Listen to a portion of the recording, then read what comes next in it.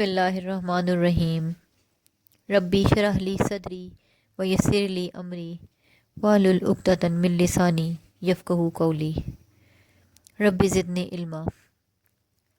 قرآن پاک میں اللہ تعالیٰ فرماتے ہیں کہ جس کا مفہوم ہے کہ میں اور میرے فرشتے نبی کریم صلی اللہ علیہ وآلہ وسلم پر درود و سلام پڑھتے ہیں، اے ایمان والو تم بھی حضور اکرم صلی اللہ علیہ وآلہ وسلم پر درود بھیجا کرو۔ اسی لیے ہمیں بھی چاہیے کہ درود پاک کی کثرت کریں۔ نبی کریم صلی اللہ علیہ وآلہ وسلم کا ارشاد پاک ہے کہ جب تمہارے غم حد سے بڑھ جائیں تو مجھ پر درود بھیجا کرو۔ اسی لیے درود پاک کی کثرت کریں کہ ہمارے تمام غم دور ہو جائیں۔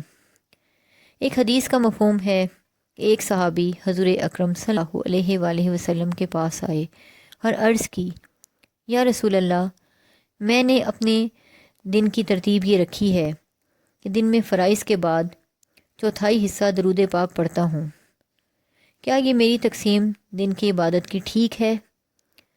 اللہ کے نبی کریم صلی اللہ علیہ وآلہ وسلم نے فرمایا، ٹھیک ہے، پر اگر زیادہ کر لو تو تمہارے لیے بہتر ہے۔ انہوں نے کہا کہ یا رسول اللہ، میں ایسا کرتا ہوں، دن میں فرائض کے بعد آدھا حصہ درود پڑھ لیتا ہوں۔ اللہ کے نبی صلی اللہ علیہ وآلہ وسلم نے فرمایا کہ زیادہ کر لو تو تمہارے حق میں بہتر ہے۔ پھر کہا، ٹھیک ہے، میں دن میں فرائض کے بعد 3 حصہ درود پاک پڑھ لیا کروں، کیا یہ میری تقسیم ٹھیک ہے؟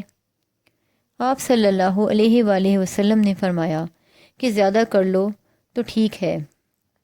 تو اس شخص نے کہا، یا رسول اللہ، پھر میں فرائض کے بعد درود پاک کی کثرت کروں گا۔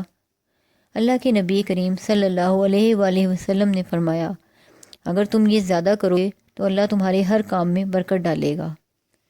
درود پاک کثرت سے پڑھنا چاہیے کہ جب بھی کوئی درود پاک پڑھتا ہے، بالکل اسی وقت ایک فرشتہ یہ درود پاک فوراً حضور اکرم صلی اللہ علیہ وآلہ وسلم کے پاس پہنچاتا ہے اور کہتا ہے، یا رسول اللہ، آپ کے فلاں امتی نے آپ کو یہ درود بھیجا ہے۔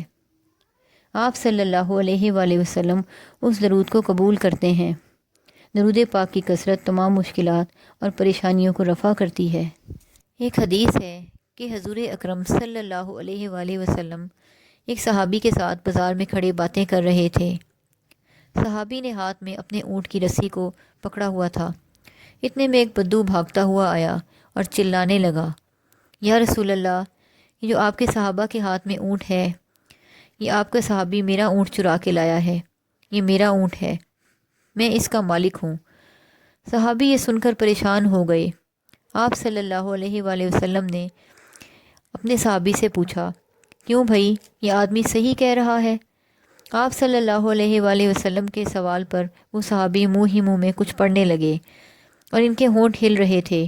تو آپ صلی اللہ علیہ وآلہ وسلم نے دوبارہ پوچھا کہ کیوں بھائی، یہ بدو صحیح کہہ رہا ہے کہ یہ اونٹ آپ نے ان کا چرایا ہے؟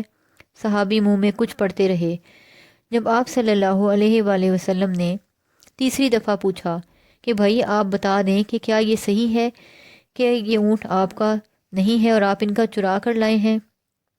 بجائے صحابی بولتے کہ اچانک اونٹ بولنے لگا، یا رسول اللہ، میرا مالک آپ کا صحابی ہے، بدو نہیں۔ تو بدو اونٹ کی گواہی پر بھاگ گیا۔ تو آپ صلی اللہ علیہ وآلہ وسلم نے صحابی سے پوچھا کہ جب بدو آپ پر الزام لگا رہا تھا تو آپ کو اپنے حق میں بولنا چاہیے تھا نا؟ میں نے 3 دفعہ آپ سے پوچھا بھی۔ تو صحابی نے کہا، یا رسول اللہ، میں نے آپ کی زبان سے سنا تھا، جب کوئی مشکل پیش آئے یا کوئی مسئلہ درپیش ہو تو درود پاک پڑھ لینا، اللہ تعالیٰ آسانی فرما دیں گے۔ تو میں نے بھی منہ میں اسی وقت سے درود پاک پڑھنا شروع کر دیا اور پھر میرے اللہ نے میرے لیے آسانی کر دی۔ درود پاک کی کثرت زیادہ سے زیادہ کریں، اٹھتے بیٹھتے ہر وقت اپنی عادت بنا لیں تو خیر ہی خیر نصیب ہوگی۔ اللہ تعالیٰ آپ کو اور مجھے بھی کثرت سے ہر وقت درود پاک پڑھنے کی توفیق عطا فرمائے، آمین۔